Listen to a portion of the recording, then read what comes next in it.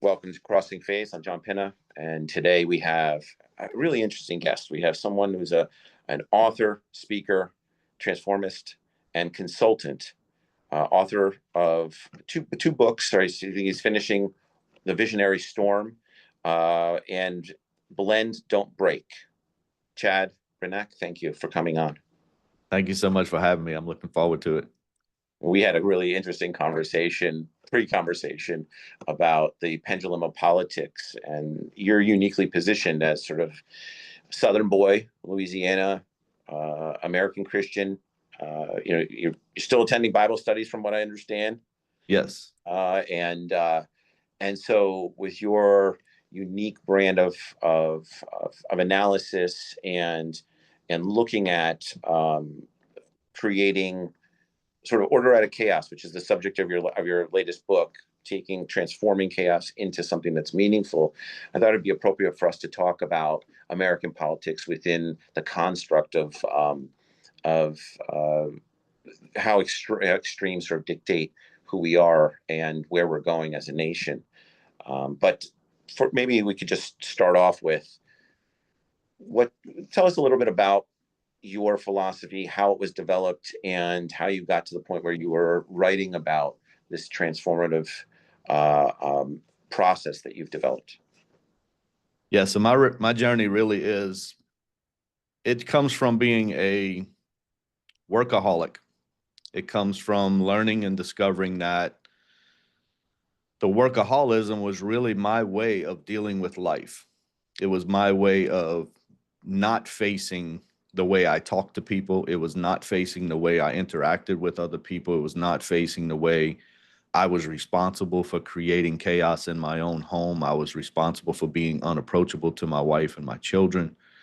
And what I discovered in the process of writing Blend, Don't Break, which was something we had planned to write for many years, and we recently wrote it in 2024, is that as I put down the transformation of my life, as I begin to see my interactions with people at work and how I brought that home and vice versa, and how my inability to be approachable, my inability to have a conversation with a person that I disagreed with and not see right and wrong, but see different, began to reveal to me that my life was just really all about me. And it was about ego, and it was about pride, and it was about protecting myself from being offended and hurt by other people. What that did was then it ended up forcing hurt on people that I loved. And as the process of writing Blend, Don't Break, what started to happen inside of me is I started to look at life differently. I started to see things differently, hear things differently. Through my Christian faith, I started to look back at the model of the life of Jesus and how vulnerable and transparent he was, and how open he was, and how loving and how compassionate he was. And I began to say, does my life reflect that? And what I found was it didn't. And it didn't because of the way I would enter every conversation. It was because of the way I would enter every room. And I used things like, well, that's my personality. I'm an introvert. I'm a this. It's just who I am. And as long as people understand who I am, then they can accept me for who I am. Well, that's not the model that Christ showed me as I began to study and let God really reach inside of me and start to change me. So I had moments of change and growth throughout the years, throughout the decades, but it was really the process of writing this book where I started to realize that my life is being transformed by just the smallest changes in my thoughts and the smallest changes in my words. My family was being transformed, my life was being transformed, and my purpose was being defined to do this. And then that's when I came up with the title, or God revealed it to me, Transformationist. And I said, what does that mean? And it says you help people make small internal shifts that leads to outward results. And you change the person that you are. And that's what happened to me. So that's how the journey took place. And now everything I write is built from a place of that self-awareness, growing in emotional intelligence, and then leading with compassionate leadership, because that's really the three things that I was shown for me that it took for me to transform. I mean, it's hard. It's hard to take a lens and look at yourself. And I get a lot of flack for as people talk about self-help and they talk about this element of how people like to criticize how individuals unpack how someone can change, that whether or not someone can or cannot change. But when it comes to faith, when it comes to religion, the whole idea is continuous improvement, right? The idea is to become a better self, and particularly from the Christian faith and Abrahamic in general, certainly within the Muslim faith, a little bit different, right? The idea is to submit, and here's the instructions, go for it. That's Islam, right? There is a continuous improvement mechanism, and that exists, but it's a little bit different in Christianity, because the life and times of Jesus is interpretive, and so particularly from the different faiths, and so different intrafaith Christian beliefs. But from your belief, maybe you could tell me, from the core, you got the example of Jesus, like when you talk about the who Jesus is and what he's about, for our listenership, particularly our global listenership, who is Jesus to you? So Jesus is my Lord and Savior. I believe in the Holy Trinity. That's God the Father, God the Son, and God the Spirit. And Christ came to bring salvation to humanity, to bridge the relationship between humanity and God. And then the Holy Spirit fills a Christian as he invites them in. And that's where the power comes from, to actually be transformed, to live a Christian life and model the life of Jesus. So, and when, as the Spirit is brought into you, how do you manifest that? I mean, you do it in writing, right? You do it in working with others, but in your daily life, and what would be the core components of that? Just like you said, for our listenership to understand about how it manifests into who you are, and how that's unique to you. Yeah. So something recent to me that, and I gave my life to Christ 28 years ago, and I would say for 25 of those, I was a self-reliant Christian, where I relied on my abilities, my gift, my talents, and said, God, thank you for those. I'll take it from here. Okay. And then when I needed him, I would call on him again. Then as God broke through that, I became more God reliant, but I still had these agendas. Like I knew what I wanted to finish before I would say yes to the next thing God would tell me to do. Now I live a life where I'm ready for God to wreck my agenda through a still small voice of the Spirit. I believe the mind is in charge of the body. And what we think and what we say and what we see and everything that processes through that powerful brain that God gave us, that's a computer that runs the body. And I don't believe you change that. When the Holy Spirit comes inside of you, you have an ability to submit your mind to the voice of the Holy Spirit and let him lead your thoughts, lead your words, lead your actions. But the body is still being controlled by the mind. So we have a responsibility to say no to those things that don't align with his word, and hear from the Holy Spirit, or filter through the Spirit of God. That's why the word says, take every thought captive. If I'm having thoughts and I don't know if they align, I have to take those captives and then process that through the word of God, through the Holy Spirit, to guide me in the next thing to do. It's called responding instead of reaction. So if I live a reactionary life, chances are I'm not led by the Spirit.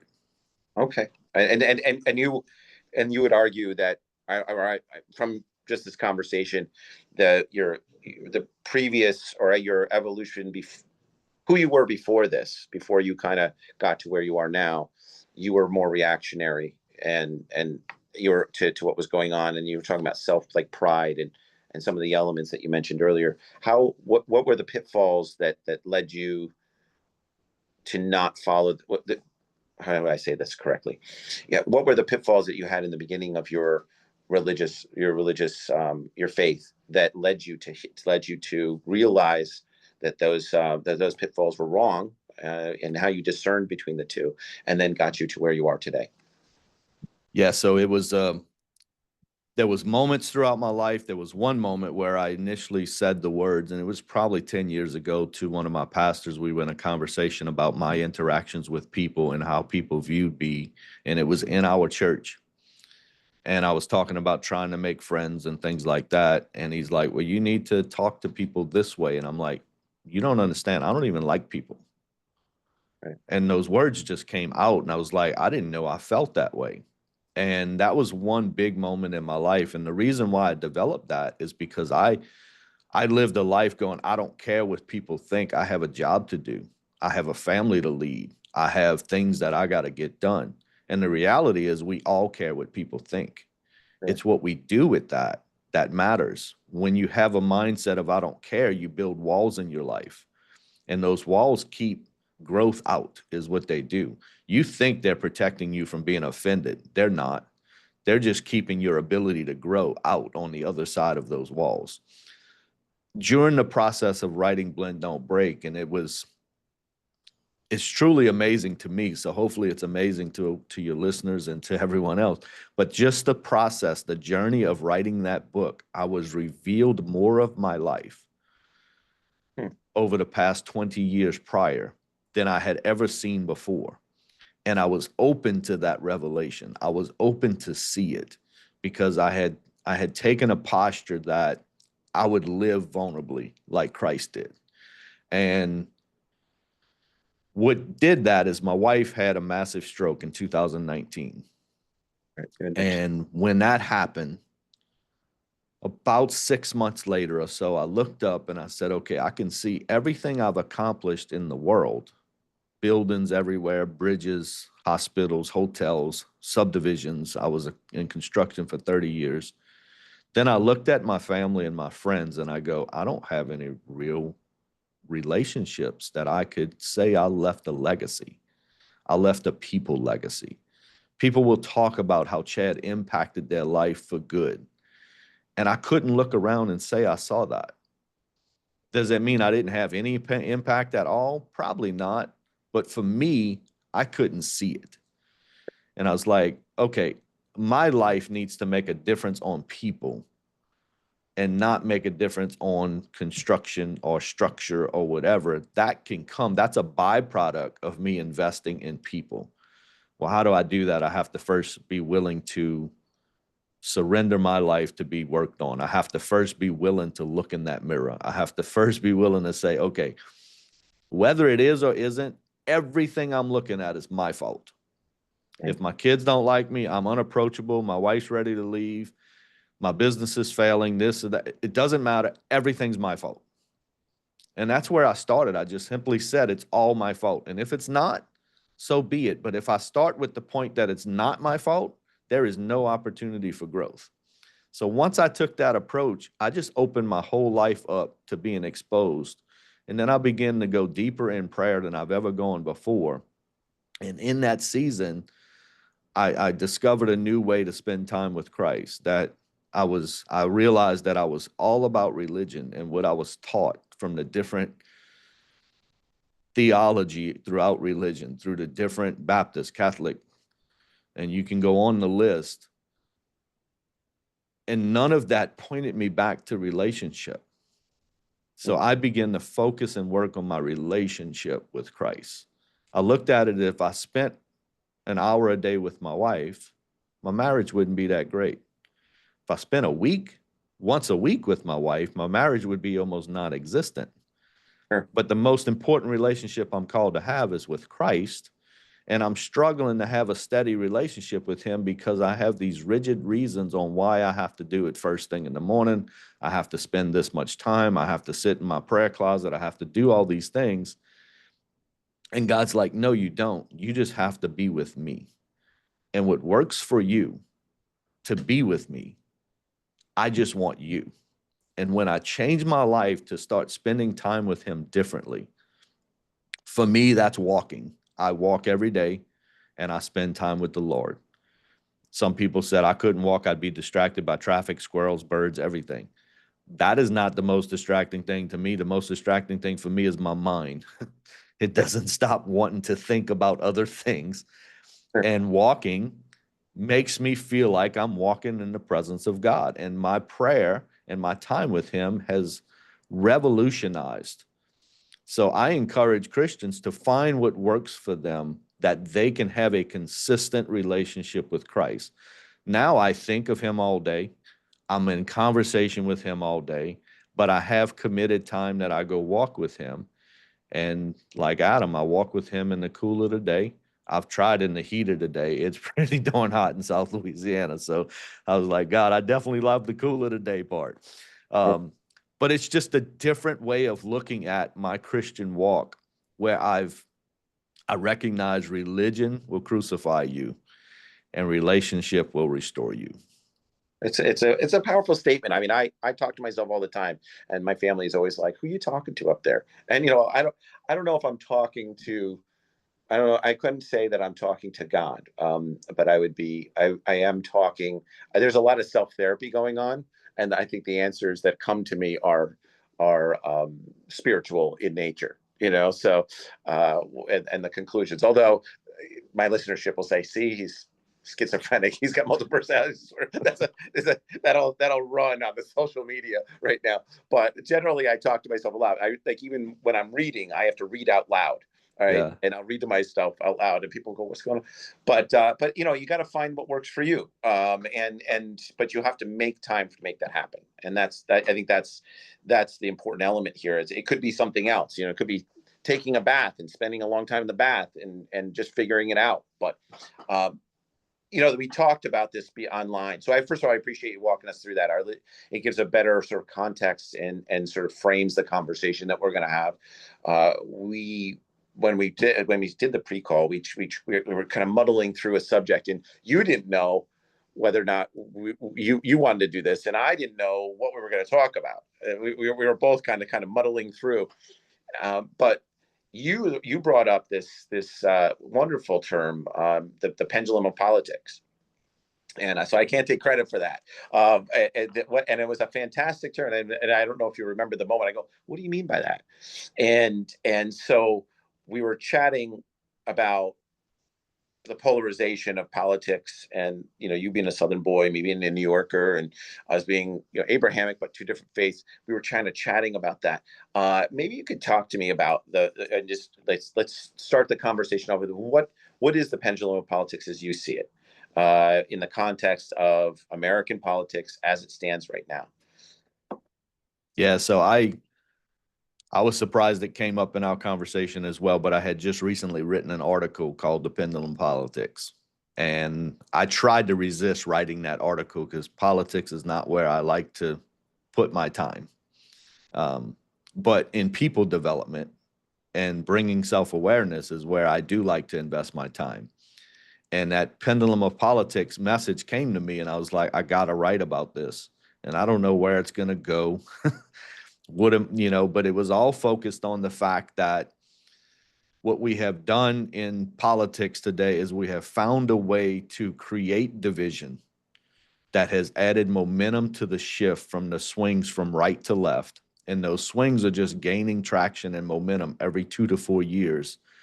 And it's doing it through just an array of executive orders. It's doing it through, we're going to introduce the filibuster. We're going to do continuing resolutions. We're going to do anything we can to avoid a conversation that brings common ground. We're going to do everything possible to put us on a 50-50 split so that majority wins every single time.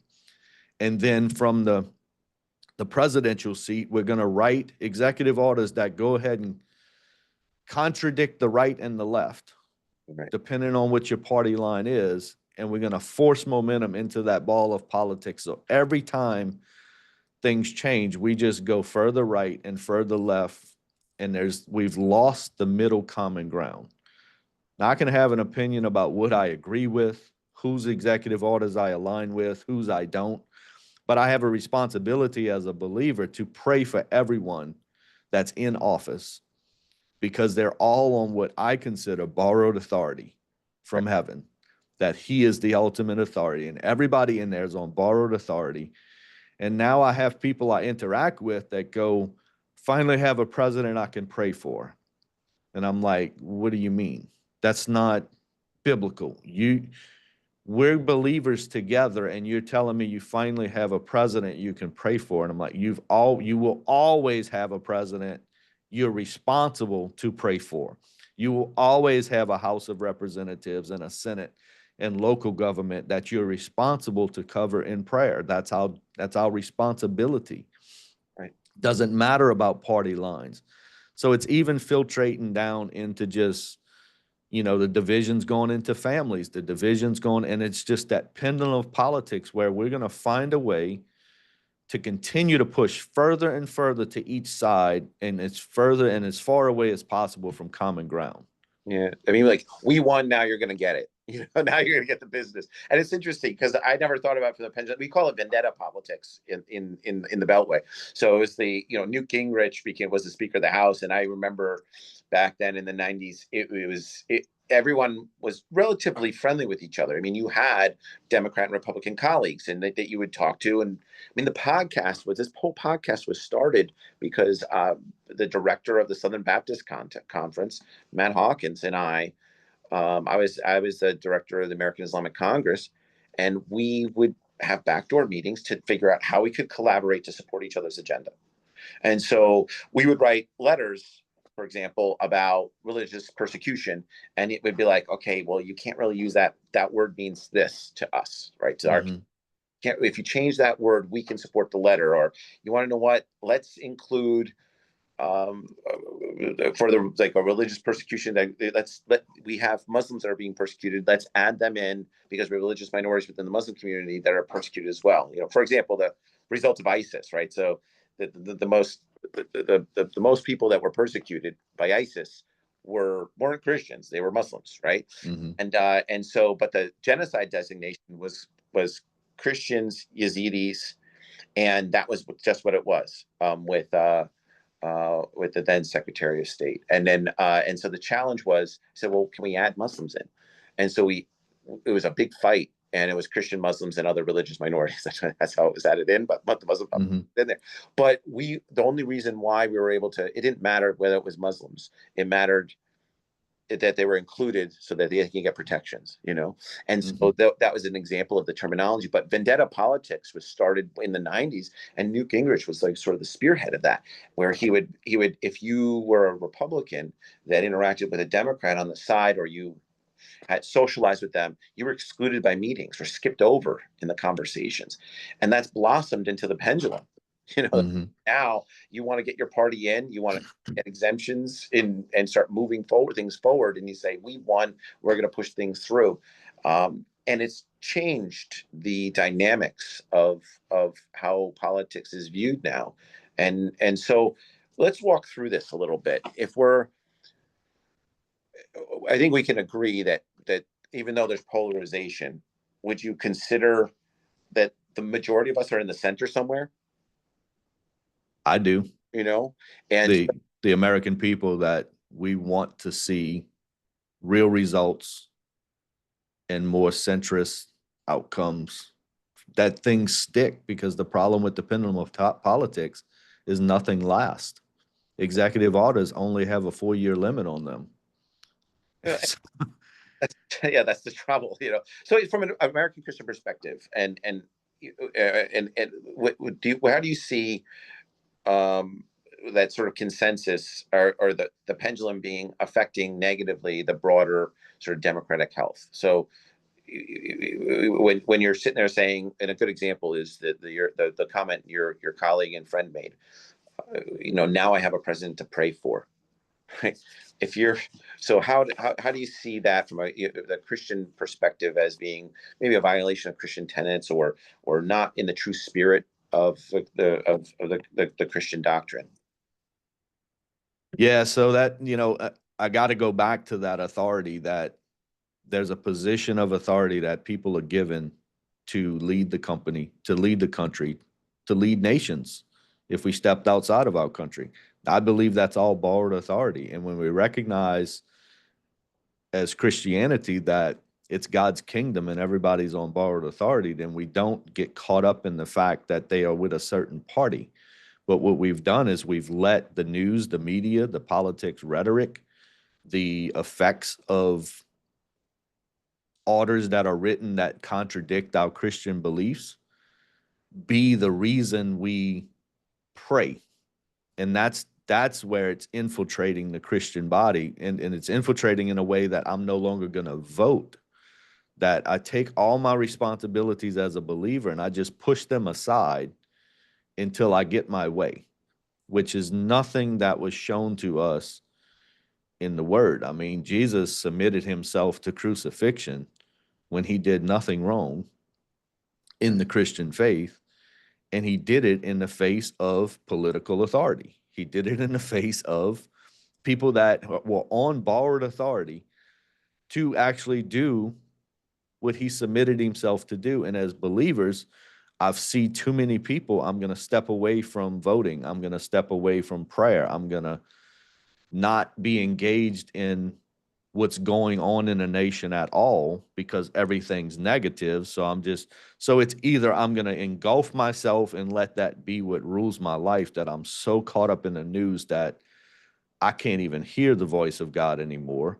And I'm going to just do everything to protect myself against the negative I'm hearing, or I'm going to pull myself completely away. And both of those are bad, because we should have a confidence in who we are in Christ and being part of his kingdom, and be able to walk and live in what we're called to do. And we have a responsibility, as I mentioned before, to pray. We have a responsibility to vote. And we'll go, well, the people I want to vote for will never win. Well,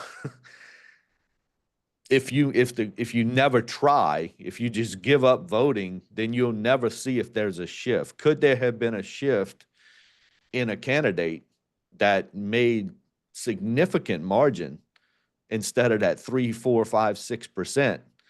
If all Christians stepped in and followed their direction and put in a vote, could an independent, could somebody that was off the main political line have actually gained? Maybe they don't win, Right. but if you see one of them pick up 40%, now your mind starts to shift. But we're caught up on what we can see instead of what we believe and what we learn in the word, that we're in the kingdom. We're not of this world. We're in this world, and we have responsibilities. And the more the pendulum shifts, the more I believe Christianity is starting to regress as far as standing up for their beliefs in just the action that we can do as a believer. And I had a moment of that, to be honest with you. I had a moment where there was one presidential election I did not vote. And there was a season in which I did not pray for my leaders, because I was like, what's the point? And that's what this does. It puts you in a spot to say, what's the point? And then enough of us, enough people have that mindset. Right. You don't have any impact on change anymore.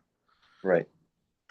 Well, I think the challenge, so as an outsider, right, from the community. I mean, I know enough because I'm American. I was born here, so I know. But as an outsider, and these are the waters I swim in.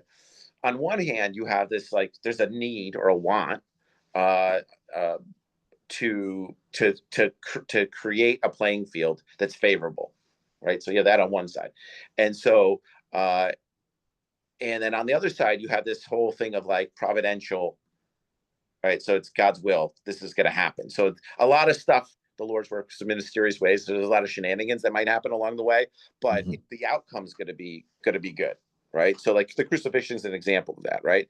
Yeah. Pretty terrible situation, but there's a resurrection, 40 days. I forgot what it's called, the ascension, right? Yeah. So there's a lot, so and Christianity, so it's sort of that's a very providential situation. You wouldn't want the Lord and Savior to be crucified, right? You wouldn't want that, but apparently that whole thing was providential and it happened, and now it's mankind's better off because of it from a Christian perspective, right? Yes. Right? Okay, Yeah. mischaracterized situations. So we have Jesus in our religion. It has a decent Jesus, but it's a different. The resurrection, the crucifixion is a little bit different story. But so from a Christian perspective, there's a providential thing, right? But then there's this other thing that of wanting to sort of like game the system. And how do you balance that from a Christian perspective? I mean, like I'll give you one good example. I speak with people in the White House all the time, and one of the members of the Christian the new Council for Religious Liberty said, I'm so glad to restore a Christian White House. And I was like, what are you talking about? Like it was, I was like, what are you? They're all been Christian, and so it was a really funny moment. Hmm. And so I go, but so they were so happy that what they did was accomplish a Christian White House, which is, I'm saying I understand the differences within Christianity, but there's this thing of gaming and trying to make something happen, which is participation, which is, an obligation in Islam. And I know it in Christianity, the idea of being a good citizen and being in the public space. But then you have this other thing of providential. So, which is the unknown, and all these things are happening that are on a spiritual and godly level that Hmm. may or may not be understood. So how do you balance that as a Christian citizen participating in politics?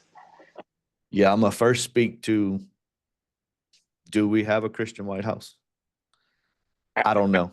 I don't know. I have no idea. I don't know, but I want to speak to, Joe Biden was Catholic. He Right, claimed Christianity as his religion. right, We don't know which theology Trump follows, and he's given praise to God for saving his life. And he's mentioned God in more than he's ever mentioned in his first term. He's mentioned God more now. There are people that are more outspoken about their Christianity that's in his influence. And then they have developed this organization that you went to. right, Um, does that make us a Christian White House when we're not showing love properly, when we have the wrong words, when we're using the wrong rhetoric, when we are belittling people to promote ourselves, when we're infiltrated with pride and ego? Does that make us a Christian White House? I would love to see our nation be Christian nation as a Christian, and I would love to see all of our leaders, but there's many leaders in all of the rooms that I have witnessed use words that are contradictory to what Jesus would communicate in most of these events.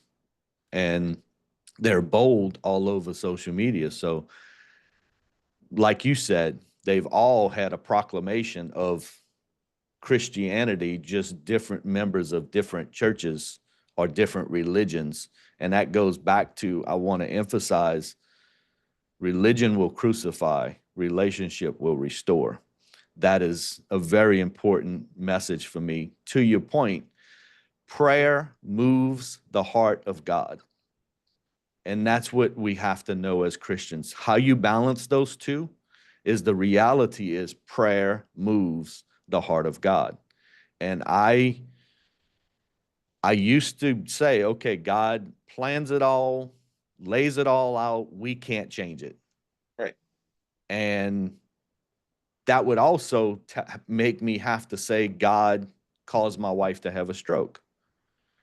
And I don't believe that that's the loving God I serve.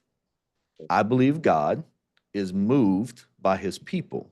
And I believe scripture supports that prayer moves the heart of God, that God is a loving father. And we're fathers.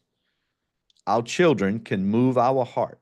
We could be an aggressive no. We could set a plan for our kids. But if they want something bad enough that's good for them, that aligns with the values that we want to instill in them, that aligns with the life that we think they should have, but it's different than the plan we put forth, they can move our heart. Right. And I believe the heart of God can be moved. Yeah. No, I And no, go and ahead. I think that's the people that say it's all figured out have lost faith in the heart and in the power of prayer. Well, it's interesting. I had this conversation, and maybe, and I know, it speaks to some of the comments, the questions that we talked about prior to this, and we sent over. There was a comment that was made to me. It was really interesting, and I'm trying to find a third element here, and that's kind of where you were at, and it's interesting. So on one hand, people think there's the Christians, there's a group of Christians that interact with the White House that think that Trump is Herodian, like Herod. So like a bad king that's going to have a good outcome. At least that's how I understand it, right? Mm-hmm. And then another group that thinks he's Constantinian, right? So he's going to be like Constantine, bringing a particular brand of Christianity into the White House and making a Christian nation under that brand. So there's Eastern Orthodox, there's Catholicism, there's Baptists, there's this, there's that. So but they're a particular brand of Christianity, and look at them as a Constantinian. But it seems like you're talking about a third element, a third type of leadership. Is that true? Or a different type of, from a Christian? Yeah, I don't know if I would call it a third element, but what I would say is that the rhetoric that he's totally unchristian, had no belief in God, is the Herod part. Right. Is he wants to king and rule, and we talked about this in pre-call. No, he knows business, and as far as he's concerned, the government's a business, and I'm going to make business decisions, and I'm going to take ownership in that choice. And if you don't like it, so be it, because I'm in charge of the business. I'm gonna take my spot seriously to run the business. And that's what he knows. He's not a politician. He's a different character in that White House than what everyone else before him has been, until you go back many, many, many years before they knew what politics was. So, but then you take the previous president, who was a career politician, and you could tell by all his choices, everything was based on his political experience, and I'm going to navigate this like a politician. Sure. That's the two differences in politics. But then Trump gives praise to God for saving his life. He gives praise to God for the recent events, as far as he tell God that we love him. He asked God to cover all of our nations. Right. And the previous president proclaimed to be Christian in the Catholic faith. And that's the issue, is that there's too much focus on religion. Where is Trump connected in Christianity? Where was Biden connected in Christianity? So there's Christians that go, well, he's not really a Christian because he's part of Catholicism. Right. And maybe he is or he isn't. But then there's people that'll say, well, Trump's definitely Christian because he recognized God saved his life. Well, I can tell you, God saved my father's life for many, many years driving home as an alcoholic drunk. Don't know how he got home. My dad was not a Christian. I gave praise to God for saving his life and bringing my father home. And I was not a Christian. Years later, I gave praise to God for bringing me home, not knowing how I got there, falling into the same addiction. And I was not a Christian, but I gave glory to God, because when you look up and you realize, okay, I don't know how I got here. I don't know why I'm still living or how I'm still living with this particular event. It's easy to look to something bigger than you and go, okay, that's God. Right. And he's got voices around him that are speaking spiritual, that are speaking biblical. They are instituting things in the Christian faith. So I agree with all of that. My position is, a Christian is a little Christ. That's what Christian means. Right. But the biblical way is follower of the way. And Jesus said, I am the way, which means your life, your words, your actions, your love, your compassion will follow the way. And that's where I lie. Like, it doesn't matter to me what church you go to. It doesn't matter to me what part of the theology you're from. If you have a relationship with Christ, if we go back to the start of the call and you have a spirit-led life, you will be a follower of the way in your words and your actions, and everything you do and everything you say will embody what the way has shown us. And the most important thing that I believe he's shown us is compassion is a gateway to introduce love. And I'm reminded of the woman at the well where Jesus showed compassion on her. He could have called out everyone's sin in that moment according to scripture, but he didn't. And he said, where are your condemners? Neither do I condemn you. But he didn't stop there. While he showed compassion and he delivered love, he followed that with a strong truth to say, now go and sin no more. When you start with truth, with no compassion, it turns into rhetoric, which builds hate, which builds division. And that is what we've had from both the current president and the previous president, is their version of what truth is, when I believe that we're not talking about belief truth, we're talking about what I'm going to say, Right.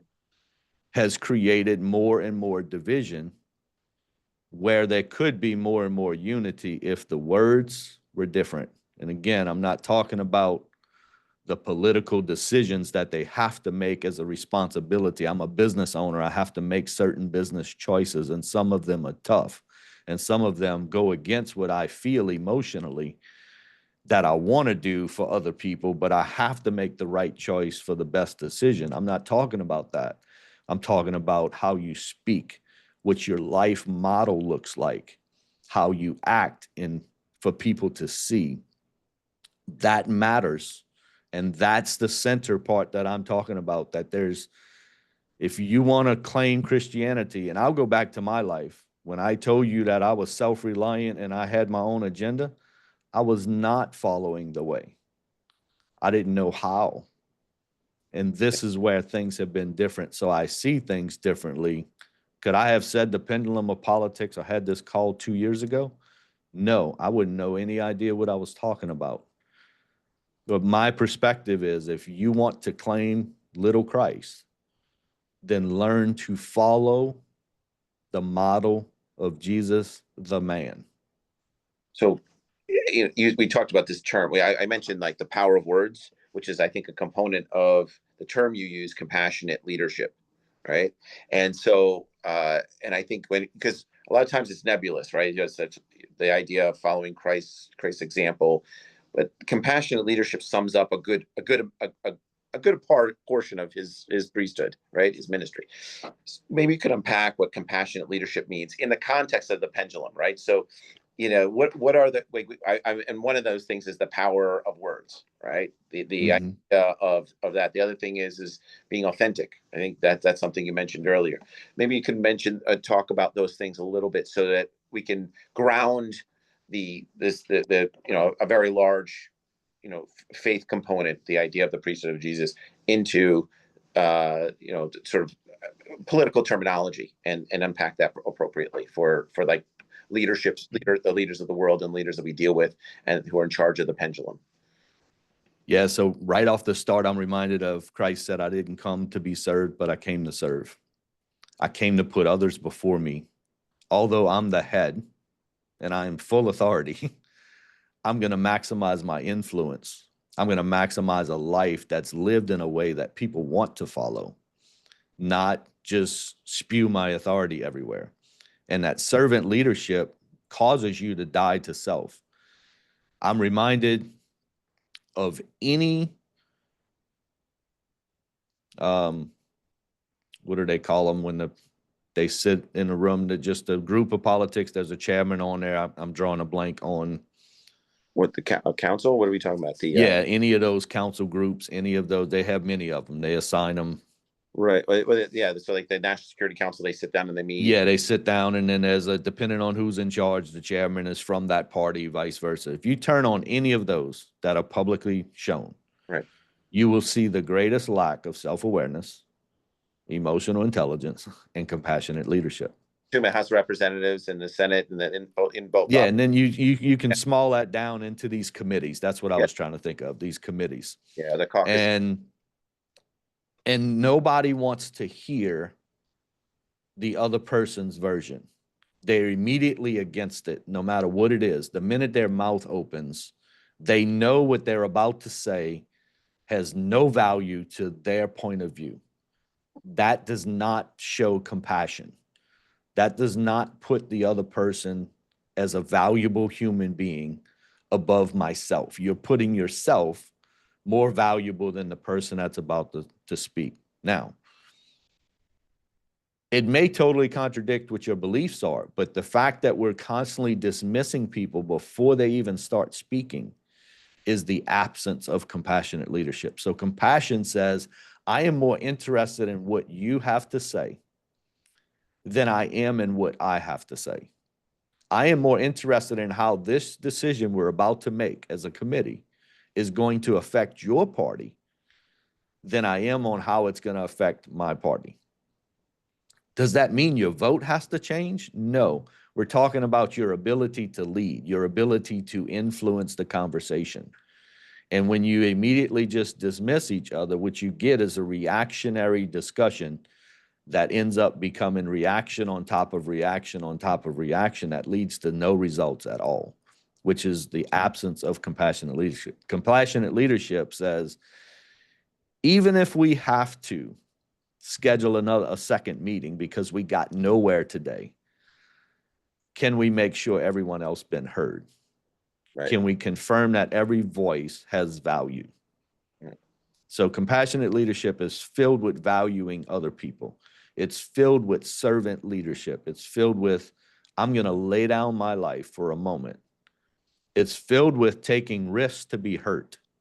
It's filled with vulnerability that I know what someone's about to say might offend me, but I'm going to choose to respond to that offense differently than just immediately snapping back that offense, throwing machetes or whatever else. I mean, they might as well have weapons in there because their words are cutting people like crazy. And all that's doing is adding momentum to what we just talked about in the pendulum politics. And we are just pushing further away from rational conversation like you and I are having. Yeah, it's You know, interesting. I I've been pushed out of meetings. Trump 1.0 was interesting because I had a lot of access in Trump 1.0, and and part of that was because the Dems just checked out. They just said, "Well, he's going to get impeached. We're not going to do it. We're just going to check out." And I'm a conservative. I mean, I'm liberal on some issues. I'm conservative on other issues, but generally, I think I'm in conservative, particularly just because I'm an older dude. And I believe in national security, enforcing the NSS. It has to be strengthen the republic. I have all these sort of slogans that I say right to myself, and then I say, it doesn't strengthen the republic. Is it in alignment with the NSS, national security strategy? So these are the things that particularly when it comes to our allies. I mean, the Kurds came to me once and they said, we just have no engagement with the government. It never really works. And I said, are you in line with the national security strategy? Because that's where you need to be. It's like, and I go, there's some free advice. How to do that is a different thing. So, yeah. But I've been in meetings where I start talking and I've been shut down, particularly 1.0. It was funny. There was 3 instances and they go, this is a consensus meeting. And I was like, well, what are we meeting for? Like so you just want everybody to agree with you. Mm-hmm. That's like, you're just wasting my time. You're wasting my time, because Yeah. I can't raise my hand and say, this might create risk or exposure for the administration, or there might be these 3 things might be outcomes of this decision, and we might need to think about that. If you're not willing to hear, that puts everything at risk, or the whole enterprise, because there might be blind spots. I mean, that's Mm-hmm. had access to administration since Clinton, is that I always am the person that comes in the room. I was just asked into a meeting. I mean, this whole thing with Iran and Israel. I got a call right after the Thursday attack that the Israelis conducted, and they said, a buddy of mine, was an NSC level guy, called me up and said, I need you to be in this meeting. And I go, for what? And he goes, well, I know you think this, this, and this. And I said, yeah, I think those things. And he goes, well, and someone needs to say it, and it can't be me. And I go, well, I was like, you're you're in the NSC, you're in the National Security Council. Why don't you just say it? He's like, and he's basically worried about his ass. He's Yeah. worried about his reputation. He goes, well, you can say it. And so the value of like a guy with a funny hat, and say, and I go, well, all right. I was like, I'll be in the meeting, and as long as I'm cleared to talk, fine, great. But the problem is it minimized the risk. And so I sat there, and I've had meetings since then. I sat there and I go, okay, I feel I had to go through this whole thing in my head, and my heart. I go, well, I don't really feel like this. I really don't have I have a pony in the race because I don't want people to die, and I don't want things to escalate. Right. So I don't want Israel to be bombed. I don't want Iran to be bombed. I want, we need to figure out a middle road. I think it's very natural every once in a while. When we killed Suleiman back in Trump 1.0, the Iranians attacked our bases, and that was it. That's how it ended. And then we have this valve with the Iranians. That's just how we do it. To me, it's like very normal. That's just how it is. They do some, the Iranians do some shenanigans. We hit them, they hit us, and then it ends. The X factor is the Israelis right now, because they're just their whole Netanyahu's philosophy is to keep fighting and winning, but you can only go so far winning before you expand it into a global war, right? So I said, okay, I'll go on and I'll talk. But the funny thing, so on one hand, I was like, this guy just doesn't want to be the bad guy, and he wants to kind of, it's all self-preservation, and he knows what to say. So nothing I'm saying is innovative. In the same respect, I go in and I'm sitting there going, well, I end up being the bad guy by saying it. And if I say no because I'm worried about myself, then I'm going against the obligation to be in the idea of something very similar to what you're saying. As a good Christian, you need to be able to present at least a clear case of an opportunity to save lives, right? To work within the construct of the ministry of Hazadisa of Jesus, right? And it's the same thing. It's like preservation of life, dignity for all. It's the same thing in Islam. And so I was chatting with one of my colleagues, and he said, well, just don't do it. And I go, if I don't do it and things escalate, then I'm going to feel like I should have done it. Yeah. And so I'm in this, sort of in this tightrope. So that I go and I said what I had to say. There's no white hats over there. Everybody's wrong. Everybody's right at the same time. Someone needs to build consensus, but everybody needs to stop shooting at each other. And so and walk through that whole philosophy, of what was going on. And so it's difficult to navigate what is right and what is wrong when people insist on consensus. And then on top of that have fear, real fear about reputation, real fear about risk, and don't want to talk. In this case, this gentleman asked me to stand in and be the bad guy. But a lot of times you don't have somebody to call to be the bad guy. And sometimes you have to figure out that crisis of conscience yourself. How does that work? Being genuine and authentic from your perspective. Yeah. So as you explain this, and as what I saw and see in the media that I do follow, now I control the media that I intake, and I do that on purpose. What it is, it's they call it consensus, but it's actually capitulation. Right.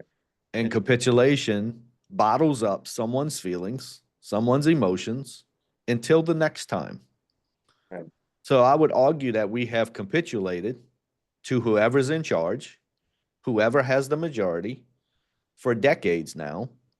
And there's no lack of understanding, at least for me, why we have escalated so far in the rhetoric over the years, because that bottling up is not just in the person that was presented with that. It has now infiltrated into society through media, through social media, that this frustration is vented in places where it can't make a difference on the positive side. It makes a difference on the negative side. So now it just builds up into a more aggressive approach throughout society. And that's what we have through just decades of capitulation. Right. There has to become an opportunity for what's being said behind closed doors is the same thing that aligns with what's being said in public. And people can't have a certain amount of boldness on X or any other social platform that they can't have in a private room or in a private conversation. That's where authenticity comes in. And if you're going to say in a private room that you want a certain thing to fail, then be willing to say it publicly that you want a certain thing to fail, and vice versa. And in the private room, like the gentleman you explained, there has to be a level of boldness that the risk of what you're going to lose by saying what your values are is not greater than the risk of you not being yourself. Yeah, That's it's not going to make you allow you to look yourself in the mirror. correct. And that's how we start to diminish integrity and authenticity in our individual selves. And there's moments now where I may not say something because the room's not ready for it, but there are no moments anymore where I don't say it because I'm not bold enough to say it out of fear of repercussions. Right. And that has all come from the same personal work that I have done in my life, that what matters to me most is I'm serving an audience of one. So everything I do, no matter the room, no matter the platform, no matter the podcast, no matter the private conversation, what I say has to be authentic to who I am, and I have to be willing to stand behind it in any room, even if that room led me to persecution, prison, or death. And there's the fear of those things that are greater than the Christian fear of God. And I don't know this person's faith, but I know people proclaiming Christianity, but have more fear of the repercussions, have more fear of letting someone else win, or as they see it, win, than they do of the fear of God. Mm. And if that would start to shift, I believe if it would start to shift in the people that claim God as their Lord, as who they follow, you would see a shift in the rhetoric automatic. You would see a transition more towards acceptance and love. And again, I am not talking about the votes you cast. I am not talking about the decisions you make in your position in the House or Senate or president or anything like that. This conversation is not about what decision I would make in certain things. This conversation is about the lack of emotional intelligence that we have in the political realm in our country that is leading to just disunity and dysfunction throughout society of two different facets. Two different philosophies. I mean, Yeah. obviously, and I mean, the pendulum was shifted, right? It was for the Biden administration, now the Trump administration. I mean, it's definitely shifted. Yeah. And so when it comes to, maybe we could turn your powers on the recent unpleasantness, the current events. We've got sort of three, maybe four players. We've got, Khomeini, we've got Netanyahu, and we've got Trump, and then maybe like NATO, Europe over here. If you were going to put your lens on each one of them and talk about, compassionate leadership, talk about the power of the words, talk about authenticity, what would be your sort of evaluation of how each one of them are interacting with each other? Like I said, I'm not asking you to take a stance on, who you're backing, who's right or who's wrong, who deserves to live and who deserves to die. I'm not asking you those questions. I'm asking just from a leadership perspective. I mean, this is the business that you're in, right? Is these transformative elements and compassionate leadership, and it is from a Christian perspective, but it's from a dignity of the human person, human values perspective. And all of them are Abrahamic. So it's not like something that's way out. How would you look at each one of their, in a construct of this right now? There's a ceasefire, but we were close to the brink of it blowing up into a huge war. How would you look at those three players, possibly the fourth? Yeah, like we talked pre-call, it's kind of a tough thing because you're not in every room. Right. And that's what makes it a little bit more difficult. The room that we live in is the public room. Right. And we live in the public room with a little bit of media twist on it, depending on which media you watch. Right. And that adds to, so my biggest thing is, how do we find authenticity and how do we find integrity if we're not in the private rooms, if we don't actually know what's going on with, so we start to make assumptions about a person's ego, about a person's pride, about a person's motive. You mentioned that Netanyahu wants to win the war, Yeah. and I'm a fight till I win. And you might fight till you lose. I don't know. Is that the right approach? Right. Has he publicly said, hey, no matter what y'all do, no matter what y'all decide, I'm going to fight till I win, and I'm just going to keep throwing bombs? I believe if he said that privately, then he has a right to say that and a responsibility to say it publicly.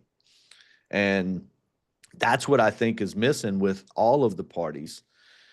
NATO is like they have no skin in the game until they want to have skin in the game, and their skin in the game is constantly in conflict with every conversation. If you hear what comes from the people that communicate what was discussed in NATO, none of it aligns.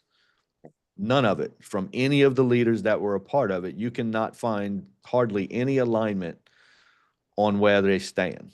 So we'll just kind of dismiss them a little bit because I don't think there's a huge backbone of integrity in NATO. I think they will shift and move to whatever favors just the conversation, not the outward results. And that points to all of those leaders involved that lacks authenticity and lacks integrity, in my opinion. The recent thing is that you just mentioned it, a ceasefire, and then bombs fly. So what was the conversation that was in private that our president had the boldness to claim ceasefire? And then if that was in contradictory, why was there not a communication from Netanyahu that, no, I'm not going to do that? And I think it all goes down to what I see is large egos and a lack of ownership and responsibility. And level-headedness may be taking place behind closed doors. I don't know. But level-headedness is not taking place in the public eye. And that's I think the leader has a responsibility to bring that same level-headedness into the public eye. You know, for me, one of my biggest issues with every recent president is they spend more time bashing the other person that preceded them than they do focusing on the positive of what they're actually going to accomplish or what they're going to do. And that's where I say the rhetoric comes in. And that points to me as a lack of compassion, a lack of ownership, and a lack of ability to actually move the nation forward. And that concerns me, that we're going to just continue those conversations that way. Okay, maybe they are responsible, and there's a moment to say that. Once you say it, it's time to move from it and bring what you would deem as your fix to it. And that's all you have to talk about going forward. So those words, when you said words matter in that way, that I'm going to don't live in the past presidency because I'm here now. And this is every one of them for decades. But I'm going to continue to remind you of the past presidency. Right. So you can be frustrated in the fact that they were here before me. And that's our biggest issue, I believe, here in the U.S., is this rhetoric of constantly belittling other people and other parties for things that we couldn't do anything about, when there should be more focus on what I'm doing to introduce change, lasting change, love, and empower the nation to move forward, so we don't have to have recent events like this. Like you said, maybe it's our thing. Every once in a while, we're going to do something to Iran. They're going to bomb a base, and then we'll reset the table, and here we go. Yes, it's happened a few times. But yeah, you don't want people to die, but that's always, it's yeah, a routine that we have, Yeah, and then you go to state TV, And in state TV, the Iranian leader, full of rhetoric again. Yeah. But I get on a call, and this is the way it came to us, that I'm also agreeing to a ceasefire. Yeah. But I'm going to claim death to this, and I'm going to say we're going to do this, and I'm going to say it's Israel's fault, and I'm going to say, and Israel's going to say it's Iran's fault, and and this, where's the common talk? And when you don't have common talk, when you're trying to bring peace, right, what you have is big egos. Yeah, and what you have is big pride and self-preservation. Yes. I think that's one of the biggest things is this path. The idea is there's a path. Is there a path for peace, or right now are we just? Is one thing if we do something, they do something back, and that's the part of the norm. It's another thing when there's multiple parties now involved, and it can escalate very, very fast. Levity is really important, and I think what I'm getting from you, I mean, I think you said the priesthood of Hazrat Isa, of Jesus, is the same in Islam. So, Jesus was really in the moment, right? So, I mean, he popped over, resurrected Lazarus, the lady that was bleeding, fixed her immediately, like on the spot and on the fly. Yeah. Like there's a lot of on the fly stuff. That whole another Christians, you guys are really big on the. Oh God, is there's just a few bits of fish, and then the fish went to everybody. Mm-hmm. You know what I'm talking about? Yeah, the multiplication of the loaves and the fish. Yeah. Like that's a big. That was on the fly. Like that. Yeah. So there's the dealing with the problems of the moment in a meaningful way to have impact is part of the Christian Muslim belief, right? So the belief system, and so the instead of going backwards and talking about the previous person, because Jesus could have done that. He could have said, well, the previous prophets, they really didn't do a great job. He could have done that. Yeah.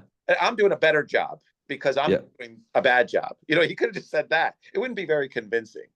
Mm-hmm. And so you have the miracles, but you also have them solving problems in the present, and that gains a lot of a groundswell of support that leads to the birth of Christianity. Yeah. I mean, so there's, and so, and I think that message is an important message that you're talking about, not just compassionate leadership, but the idea of not looking backwards, focusing all your efforts in, we say, I own a couple of businesses, and I always tell them, stop half-assing things. You need a whole asset. Is what I tell them, and they're like, well, no one's ever said it to me quite like that. And I'm like, just put 100% into what you're doing. Stop trying to multitask. Stop trying to deal with, stop caring about how someone didn't prep for you and do what they were supposed to do. I'll deal with that. But you need to focus on the here and now. And so I think that's a very impactful statement. It's like, look, we all need food. We all want to make our lives better. We all want to take care of our families. We all don't want to die. These are sort of basic things, right? And so if our leadership could focus on that and not go backwards, which the rhetoric is fantastic. It's fun sometimes to be on the winning team, but when you're not on the winning team, then it really sucks, right? Yeah. So if you're, I mean, the podcast is listened globally. It's listened in the Beltway. I don't know. I don't think Trump's ever listened to the podcast. I don't believe that. But if you were going to give a message about, okay, here are the the 5 things you need to do as a leader right now. What would and that transcend into individuals' lives, right? But we're in the construct of the conversation we were talking about. These big people. What would they be like if you were going to say, it's a teaser for your book that's coming out, The Visionary Storm. So what would be that element, the 5 things, 3 things they say, do this, this, and this, or look at things this way, that would open yourself up to a more authentic life and a more authentic way of looking at things that's transformative. Yeah, I'm going to jump into that. I'm going to go right back real quick to when Jesus did things in the moment, he saw the needs of others first. Everything he did was based on seeing the needs of others. And even to accepting Peter, he could have reminded Peter, hey, you followed me at a distance. You denied me. Then after I died, you went back to your fishing boat. He could have just left him or reminded him of all those things and said, so I'm going to build my church on someone else. Right. But he didn't. None of that came up. He said, hey, Peter, come back on shore. Let's go do the same thing that we were doing. So there was a gap of things didn't go how you planned, yet he still continued the journey where he left off. Yes, I And understand. there was a season of things didn't go. I would venture to say things didn't go Jesus's way for Peter. That's not what he wanted for Peter. But when it came back to it, he simply said, hey, we got a mission. We got something to do. And he didn't remind him of anything that Peter did wrong. Yeah. He simply said, let's go build a church. And it's those kind of models that have really revolutionized my life. You know, to get to that point that you just asked about, I would say first and foremost, as a leader, you have a responsibility to calm the environment. In your words, in your actions, in what you do, you have a responsibility to calm the environment. And that's point number one. And that's a hard point for a lot of people to take on when they have done things a certain way for so long. Yeah. And again, I am not advocating for what my beliefs are, what my choices would be on any of the topics. I'm glad to have that conversation one-on-one with anybody, and I will stand up for what I believe in my beliefs on the biblical stance as to what we should do and not do relative to all those topics. But as a leader, you step into a position that you carry the responsibility to calm the room. And unfortunately, right now, the room is worldwide, and the room is all over social media. And every word and everything that's said there will either add chaos to the room or it'll add calm to the room. And that's the first thing. You have a responsibility to add calm to the room. And if America is the world leader, then that responsibility first falls on us. And I don't believe it just falls on Trump. I believe it falls on everyone in leadership in our nation. Yeah. Playing off the visionary storm, it talks about how the visionary mind is a powerful tool because it's innovative, it's creative, it's flooding with ideas, great ones at that. When they're presented in such a way, the power and the force is so destructive because the people around it can't receive it at just its raw form. One of the things we write about, it's like taking raw energy and putting it into your house. Well, your house is going to explode. What we do is we step down that energy. We use insulation, we use lines, we use power grids, we use transformers, we use all of those things to step that energy down into usability, which is why we can plug in a hairdryer and a vacuum. The power you yield as a leader can be chaotic or it can be transformative, and it's your responsibility to understand the difference. That would be my second point. And then my last and final is you got to become more self-aware of what your words are doing, what your actions are doing, what your emotional responses are doing. You have to grow in emotional intelligence, and you have to give other people value even if they're different. Stop treating differences as right and wrong. There are some, we believe this way, you believe that way, and party lines are going to keep us separated in that belief. That's just going to happen. But there are so many things in the middle that we are treating as right and wrong, when they're just differences that are just a couple words away, like you said earlier, from common ground that makes an impact on the good of the people and the good of the nation and the good of the world, that we're missing out on that because we simply want to treat everything as right and wrong, and there could never be any more common ground again. And who's going to step up and be the first to what we write in Blend Don't Break, to drop the rope? Because in a tug of war, no matter who wins, in the end, everybody loses. Because you end up having people drop off. I mean, you might pull people down to the ground. Once they fall, you fall. You cross the circle together, but that's all you did. And we talk about dropping the rope, being the first one to drop the rope, to where, you know what, I'm going to be willing to let go of my will in order to hear, not in order to change my mind, not in order to change my values. You know, a lot of people think because I listen to someone else, it compromises my core values. No, your decisions compromise your core values. Listening to someone brings humanity into the conversation and gives that person value. So be the first to drop the rope in a conversation. Don't always be the one pulling harder and harder to try to pull the enemy over, or what you deem as the enemy, and let people have a voice, let people be heard.